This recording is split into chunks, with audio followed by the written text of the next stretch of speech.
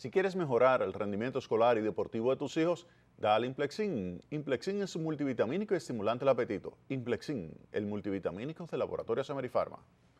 Bien, vamos a continuar con los factores que explican el crecimiento del Producto Interno Bruto. Y ahora vamos a pasar a los factores domésticos. Recuerden que estos son dos artículos que publiqué en mi blog www.jaimearistescuder.blogspot.com. Ahí lo pueden encontrar estos dos artículos. ¿Por qué crece el PIB? Factores domésticos ahora. En el segmento anterior les hablé de los factores internacionales, los factores externos. Le hablé del crecimiento de los Estados Unidos, le hablé de las tasas de interés, las bajas tasas de interés a nivel internacional y específicamente los Estados Unidos, nuestro principal socio comercial. Y en tercer lugar, la reducción de los precios de los combustibles, que para la economía dominicana eso representa un choque de oferta positivo o un efecto riqueza positivo. Pues bien, con relación a lo que son los factores domésticos, lo primero es la ejecución de política monetaria.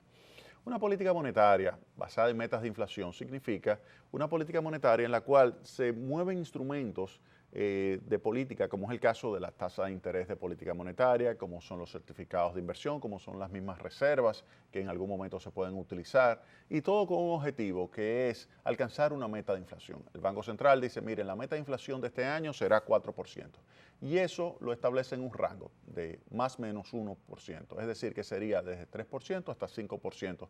Ese sería el rango de la meta de inflación. Pues bien, ¿qué ha estado sucediendo? Que debido a la ejecución de ese tipo de política monetaria, pues los agentes económicos han experimentado una reducción de la prima de riesgo de inflación.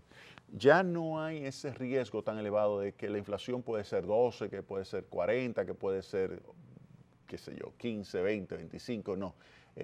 Los últimos años lo que hemos visto, específicamente desde que entró a funcionar las metas de inflación, hemos visto cómo la tasa de inflación ha ido cayendo y en los últimos años ha estado cercana entre 2 y 3%. Eso sí se ve que es la subyacente, que es la vinculada directamente con las condiciones monetarias, o la general, que es la que incluye los precios internacionales de los combustibles y también otro tipo de efectos coyunturales que pueden estar afectando a las variaciones de precios. Pues bien, cuando tenemos esas tasas, vemos que ha estado pues moviéndose por debajo del 3%, para decirlo en general. Entonces, esto ha favorecido, al reducir esa prima de riesgo de inflación, pues que la tasa de interés pues baje. Recuerden que la tasa de interés es igual a la tasa de interés internacional más la expectativa de devaluación. Y ahí hay un elemento vinculado con la prima de riesgo de inflación. Si hay una prima de riesgo de inflación muy grande, pues esto se introduce inmediatamente en la expectativa de devaluación. Recuerden que la devaluación tiene un comportamiento en el cual por lo general se mueve en función del diferencial de inflación que exista entre la economía dominicana y los Estados Unidos. Si la inflación de la República Dominicana fuera 10 y la de Estados Unidos 2, pues en el mediano y largo plazo usted en promedio debería esperar que el tipo de cambio se deprecie en términos nominales alrededor de un 8%. Pero si la tasa de inflación en la República Dominicana es 4, en Estados Unidos es 2, pues el tipo de cambio se puede manejar 2, si se podría depreciar 2%. Si se deprecia 4, como ha estado sucediendo, bueno, para este año debería depreciarse alrededor del 3.6%, pero en promedio 4, lo que estamos es ganando 2 puntos porcentuales de competitividad cada año. Pues bien, con la reducción de lo que es la prima de riesgo, esto disminuye lo que es la tasa de interés nominal. Y al disminuir la tasa de interés nominal, esto favorece lo que es la inversión. Favorece la inversión, pues, principalmente en algunos sectores, como es el caso del sector construcción, que cuando uno ve lo que ha sido la evolución de ese sector en los últimos meses, usted ve que efectivamente ha sido muy positiva y que explica en buena parte, de hecho es el sector que más está creciendo, en buena parte lo que es el crecimiento de la economía del 6.7%. El aumento de la inversión, el aumento del consumo, el aumento de lo que es el empleo favorece en general el crecimiento de la economía. Recuerden que el crecimiento es la creación de nuevo valor agregado y esto está vinculado con el empleo. Recuerden que el empleo recibe el salario y también la inversión, nuevo capital implica un mayor retorno, implica mayor productividad, implica una mayor rentabilidad de los capitales y esto favorece el valor agregado. De manera que ahí hay un primer elemento como factor doméstico. La política monetaria basada en meta de inflación ha estado favoreciendo el crecimiento de la economía. El segundo aspecto es el menor déficit público. Cuando usted tiene un menor déficit público, usted le da la oportunidad al sector privado de expandirse. Esto lo podemos demostrar fácilmente viendo el año 2012 y viendo el año 2015. El año 2012, la economía dominicana registró un déficit, el sector público registró un déficit importante, 6.7% del Producto Interno Bruto, y sin embargo el crecimiento fue menos del 4% por el hecho de que no hubo suficientes recursos para que el sector privado pudiera expandirse. Y el sector privado, que representa la mayor parte de la economía dominicana, si no se expande, pues la economía crece poco. En este caso, ¿qué ha sucedido en el año 2015? Pues a partir de que llegó a la presidencia Danilo Medina, hemos visto cómo el déficit ha ido cayendo. Y al disminuir el déficit público, vemos ya en el año 2015, entonces que el déficit está por debajo del 3% del PIB. De 6.7 bajó por debajo del 3%. Eso incluye ahí todas las transferencias que se le hacen al sector eléctrico, incluso las que no se presupuestan, sino que se le hacen al final como un sobreajuste que se le hace. Todo eso incluido alrededor del 3% del PIB de déficit. Pues esta reducción le ha permitido a la economía generar fondos prestables que se le han traducido ¿a quién? Al sector privado. Entonces hemos visto cómo en los últimos años, específicamente 2013, 2014, 2015, hemos visto cómo ha estado creciendo entre 10% y 14% los créditos al sector privado por parte del sistema financiero.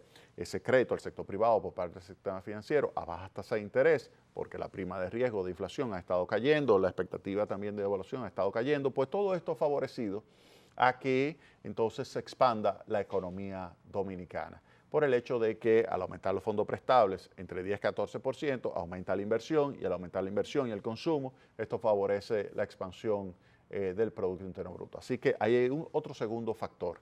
La política fiscal ha sido una política fiscal que ha apoyado por el lado de liberar fondos prestables al sector privado. Ahora bien, hay que también señalar que la política fiscal ha estado favoreciendo la expansión a través de ¿qué? De las compras gubernamentales. Antes las compras gubernamentales se concentraban, y de eso voy a hablar un poquito más adelante, se concentraban en los grandes clientes, 2 o 3 grandes clientes y punto.